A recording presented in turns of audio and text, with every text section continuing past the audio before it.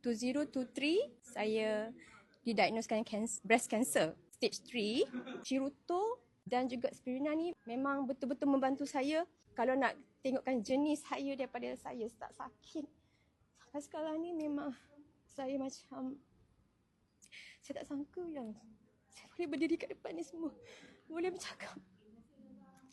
Sebab ada kawan saya kat office tu baru je pass away. Kanser juga. Saya operate pada bulan 8. Sebulan selepas tu saya buat kemoterapi. Masa tu saya tak makan lagi apa-apa functional food daripada BE. Cuma pakai full salura sahaja.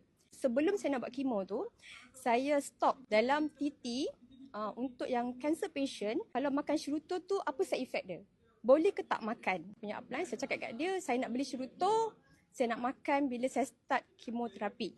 So saya bawa saya punya Shiruto tu, saya pergi jumpa doktor, onkologi doktor. Saya tanya doktor, boleh tak saya makan ni? Doktor kata boleh, continue je makan. Second kemo saya makan Shiruto macam biasa juga. Dan saya makan spirulina. Dan masa tu dapat beza dia, gabungan mantap meletup terbabum dia tu, buatkan body saya lebih energetik, lebih bertenaga. Masa tu bulan puasa. Doktor tanya saya, boleh puasa ke Uda? Saya cuba, saya boleh puasa penuh. Alhamdulillah. Okay, next Uda, you akan datang balik jumpa saya bulan 10.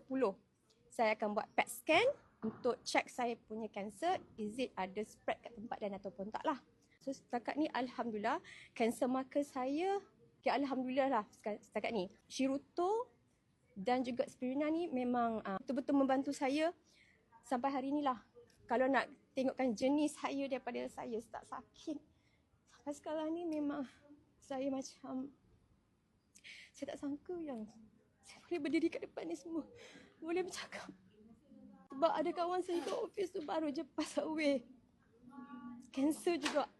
Hopefully yang siapa-siapa yang ada sakit macam saya, cubalah makan Shiruto dan juga spirulina ni. Dia memang betul-betul membantu saya daripada segi energi dan dalaman kita, sel kita lah, yang sejak saya belajar 2 hari ni kan, renew balik semula sel dalam badan kita ni. Doakan saya terus kuat untuk keluarga saya. 4 sachet, 2 pagi, 2 malam. Kadang-kadang saya ekstrakan. Kalau saya rasa macam badan saya tak berapa nak kuat, saya akan ekstrakan lah. Masa tu saya tak start lagi makan 1 cap lagi lah. Saya ikut sukatan, tapi lebih daripada 10 lah saya makan. Sekarang saya makan lebih. Ya, masa buat treatment tu saya pakai full set. Kecuali seamless bra. Kot masa tu. Saya pakai dah full set.